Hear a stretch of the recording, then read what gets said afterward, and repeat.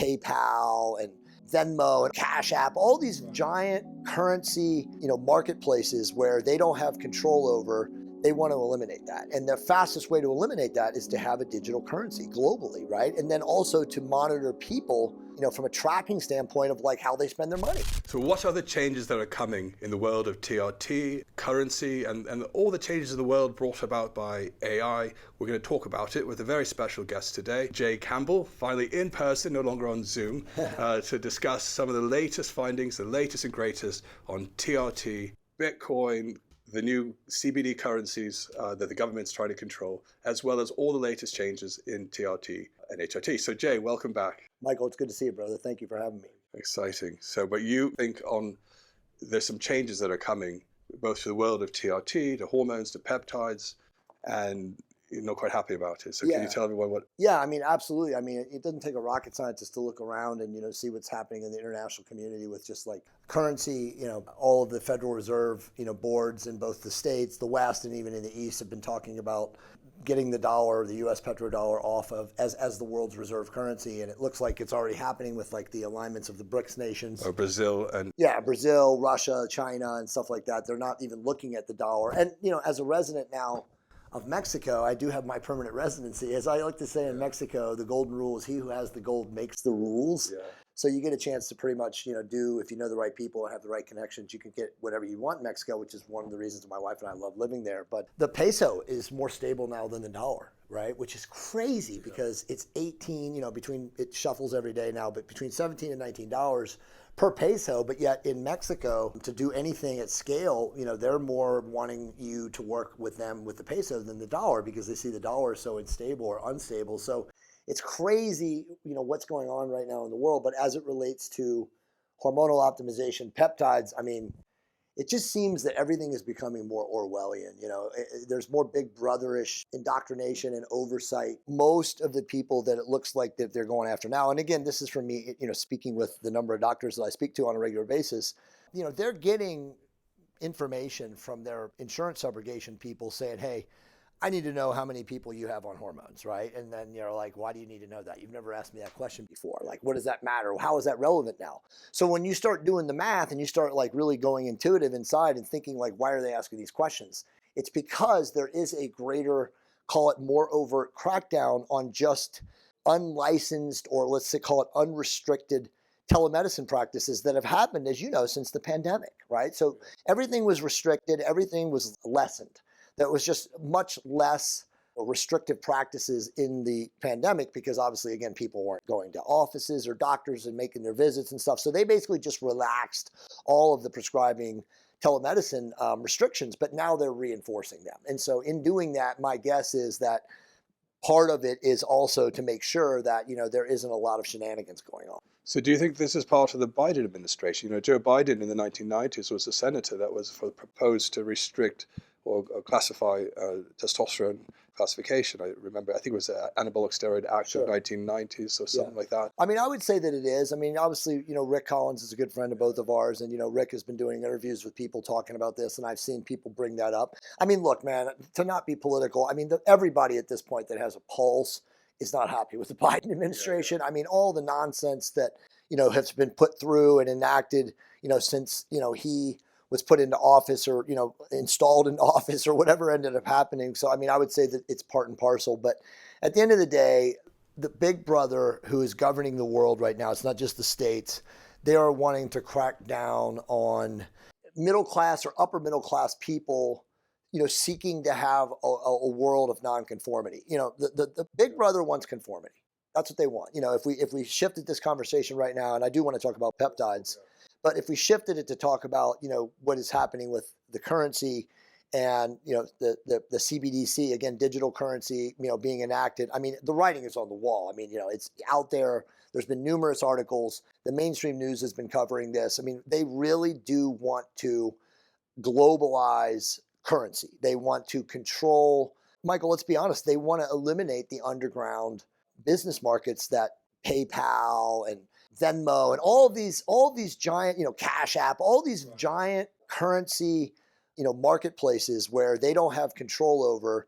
They want to eliminate that. And the fastest way to eliminate that is to have a digital currency globally, right? And then also to monitor people, from a tracking standpoint of like how they spend their money. So my understanding of the CBDC is that it's digital currency. Now, there is digital currency now. We're talking about Bitcoin, Ethereum, the Dogecoin. But these are all privately held organizations that use this blockchain technology. Now, the governments want to get in on this act, and where I think as it currently goes, the Federal Reserve, even issuing the normal currency, creates some liability in the books that then we owe the money back, or the government owes the money back to the Federal Reserve, which is a separate whole organization that's not really federal, is it? It's not really a government institution. So now, I think the Federal Reserve then would be issuing this CBDC, this electronic coin. I think in the UK they've called it GB coin. Right. They call it Fed coin in the US. So the thought is, would they really want to be looking through this trove of data to see what Jay Campbell's spending his money on and stop it? Or, I mean, could it really be that, or is it just some way for them to I guess, organize money in a better way? It's a great question. Nobody knows. I mean, we'll find out the answer soon enough, because I mean, like I was telling you, before we started this podcast, it's very, very predictable that it's happening this year. It's already started in certain EU countries. I mean, they're like, I forget what it was, but there's been like 4 EU countries, major countries, without naming the names because I forget, but they're freezing cash transactions. There's nothing. If you want to buy something with cash over $10,000, they're blocking it.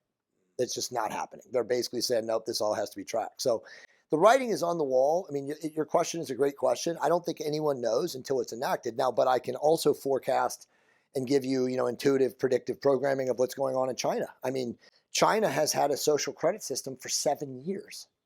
And we know that they are monitoring people's social media, and they're monitoring their posting, they're monitoring their attitude, they're monitoring their political designations. And all of that is linked to a quote unquote credit system that is relative to their financing, right? So if that's what they want to do in the EU and in the West, Canada, USA, as I already said, they can't do it in Mexico because Mexico at this point lacks the digital infrastructure that the States and Canada has. It doesn't foreshadow anything good, bro. Because again, if they're going to track our thoughts, they're going to track our social media posts, they're essentially going to track our opinions. Well, they're doing it now. I mean, in the UK, there have been people that would write things that the state didn't like, and the police would knock on their door and say, we're here to check your thinking. I mean in the UK, which is supposed to be the oldest democracy. Right. So, I mean, that's what I'm saying. That is where it's going. It can't be good. No, it sounds a bit like Black Mirror. Yeah, exactly. That show. Yeah. Yeah. They always forecast it in Hollywood, don't they? Oh, I hope not. But maybe you're right. Maybe someone's got an insight. Well, I mean, look, man, let's just play right now, flip a coin, and let's just say it all goes bad. And what we're talking about is it goes that way. I mean, most of the smart money, people like us, again, entrepreneurs, successful people, we're not going to buy into that shit, bro. So there's going to be 1 or 2 things that are going to happen. There'll be full-blown, chaos, civil war, everywhere, whatever you want to call it. Let's just call it the people like us, let's just call us pro-human versus the digital robot people, right? The AI people, whatever you want to call them. Let's call them the transhumanists, I think. And I think that's a large, kind of a widespread definition. But let's just say, let's just call us the sovereigns versus the transhumanists. And it's not, it'll be a war. I mean, I don't know what will happen. It can't be good, but I don't see that. I would see it as more of just parallel civilizations. I would see like the people that want the AI and the transhumanism will plug into the metaverse. Let's just call it the metaverse. And they will be placated sheep in the metaverse, and that's what they want. And they'll get their universal basic income. And then people like us will just create a separate society.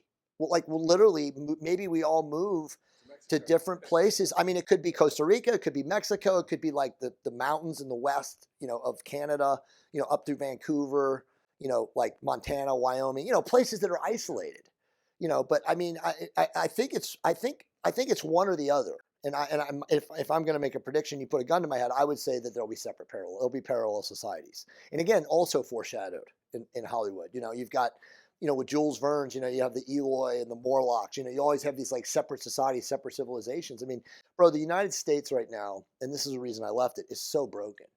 It's so separatist. Like California is now China. California is completely owned by China. I mean, it's completely owned by China. Political system is a farce. All people with money and means and resources have left California. They're moving to Texas, to Florida. But See, that's the problem, is that they take their nonsensical mindsets of taxation and elite liberalism, and then they ruin Texas. And then they'll ruin Florida. And so for me, it was like, I'm not going to Texas or Florida. My daughters are in school in Florida, which, I'm grateful for, but like, I'm getting out of here. I'm going to like relocate to a place that has a lot of digital nomads and entrepreneurs who have decided that this is the place to be, like, which is where I'm at in Playa del Carmen. Playa del Carmen is full of people like us. There's tons of people from the UK, tons of people from Canada, tons of people from Western Europe, obviously a lot of people from the States, and they've all just basically relocated there. It has amazing fiber optic internet, first world culture. It's a melting pot of cultures. It's got unreal food, unreal artisans and crafts and all the stuff like in Playa del Carmen on Fifth Avenue and stuff like that. And so it's a really cool pocket to be. And also the Yucatan Peninsula, like where it's at, is blowing up. I mean, from the northern part of Yucatan, which is Progreso and Merida, all the way down to Cancun and then down to Belize. And again, Belize, for people that are really in the know, they're not subject to the United Nations Charter or the IRS's taxation rules. So there's tons of very wealthy, sophisticated people who have literally moved their lives to Belize and not pay taxes because they're like, I'm not playing this fucking bullshit game, right? Yeah, it's not subject to the IRS. Now, again, if you do that, you have to be Like FATCA and FATCA, you got to do report your worldwide income. You have to report. Oh, absolutely. But you have to, if you're someone who's going to do that and you're going to go essentially off the grid of the tracking, the digital tracking, you got to have all your ducks in a row. You got to have a really smart accountant. You can't be somebody who thinks that you're just going to walk away from the man without doing it correctly. Well, because they own you.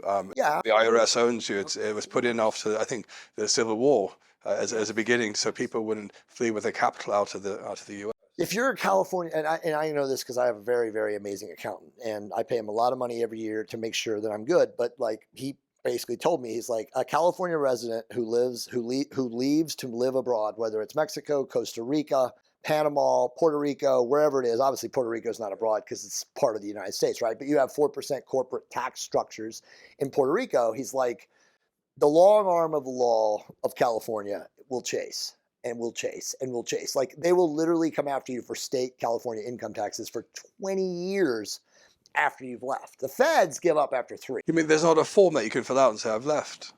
You can, but they don't care. They'll just keep coming after you. I mean, I could tell you stories of stuff he's told me, but I mean, you got, like I said, you got to have the right accountant. You have to set it up correctly. You have to do all the math right. You have to report certain things. You have to have certain kind of pass-through companies built and set up. There's a lot of work. It costs money. We'll have to have you on again to talk more about Bio Regulators. So whoever is watching, please subscribe to the channel, hit the notification bell so you don't miss those episodes when we talk about Bio Regulators. So thanks again, Jay, for coming on. And yes, we'll do it again soon. Thank you, Mike. All right, take care.